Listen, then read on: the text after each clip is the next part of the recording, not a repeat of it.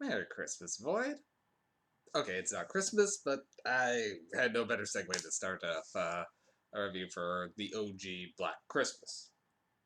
And full disclosure, I had never actually seen this movie until now.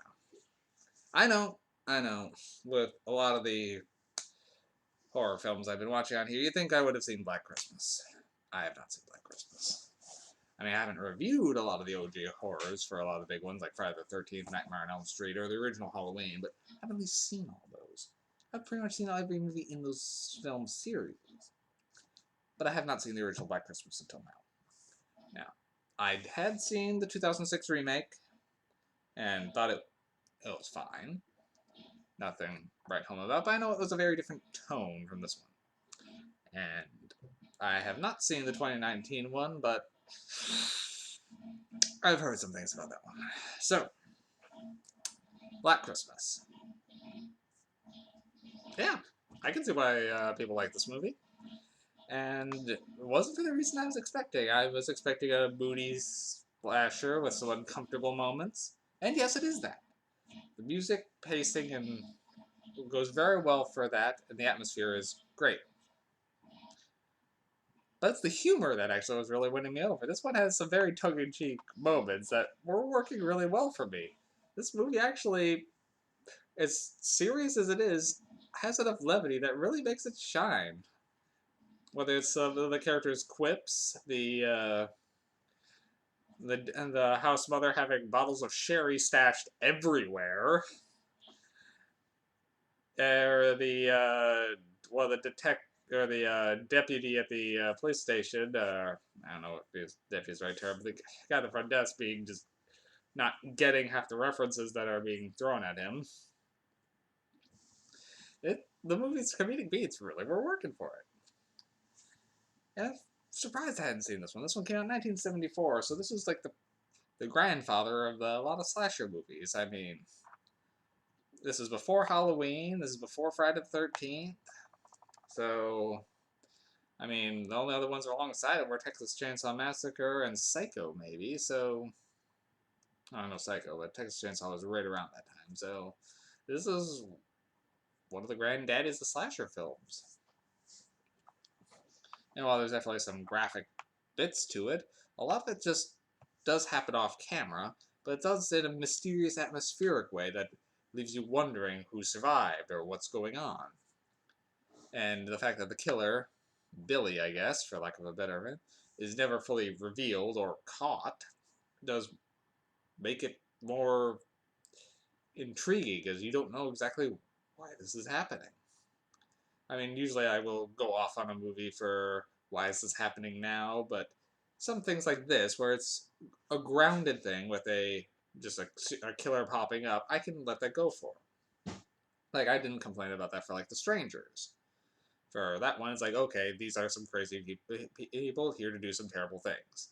They didn't need a reason. But I did harp on, like, Madman for that, because supposedly this crazy man was living out in the woods.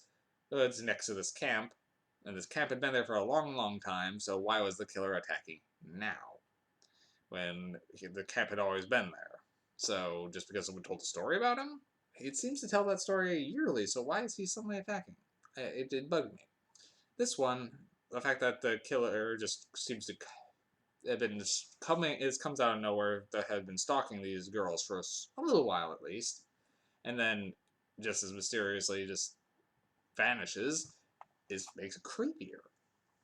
So this one it does work for, because if it's something more supernatural, I want to know why. If it's something like this where it's just people being terrible, yeah, this guy was clearly insane. I do want to know what his deal was, because he's saying some pretty batshit crazy stuff into the phone and doing multiple voices. I want to know. But the fact that I didn't find out doesn't, for me, didn't detract from it. Now, the gore effects are done very well, particularly in the death scenes, particularly the girl who gets strangled with the bag and is just stuck, is left in a chair. That's a haunting image. So, yes, this one was working very well for me. Um,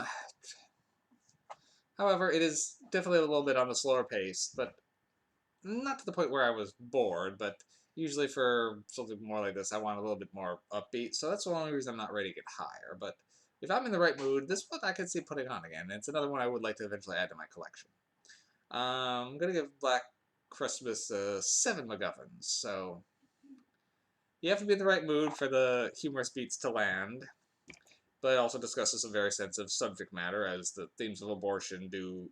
There's a lot of talk about it, and which makes you, for a while, think that maybe the killer is the guy who's being driven batshit by not being able to have a say in that with his girlfriend, especially since he's trying to now convince her to marry him when she doesn't want that.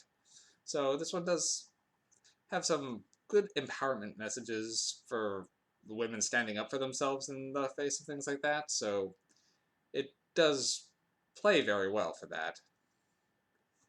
And the fact that she was able to actually at least stand her ground against him throughout that, even if he wasn't the killer, did add something, I think. Yeah, it's... When a movie's good, it's harder to find things to talk about, because I could nitpick.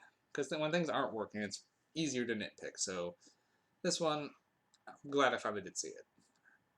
There wasn't a reason I was avoiding it, it's just, it hadn't really fallen into my path. Glad it did. Definitely worthwhile. Like I said, 7 MacGuffins. If you haven't seen the original Black Christmas, don't let the remakes put you off. The 2006 one was definitely over the top, but it does try to explain Billy more, I think, and I think that to that one's detriment. But on the other end, it goes so over the top that is hypnotic.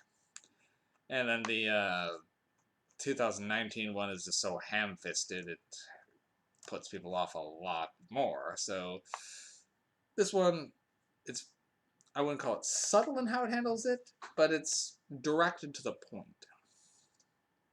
It handles it with finesse, I should say. Alright, well, Black Christmas, 7 MacGuffins. Have a good night, everybody. My next review might take a little bit coming, because the next thing in my Shudder queue is a documentary, actually, on Friday the 13th. But as I fired that one up, I discovered it's about more than 6.5 hours long, so it's going to take me a little bit to chew through that. But, so maybe a day or two. We'll see. Have a good night.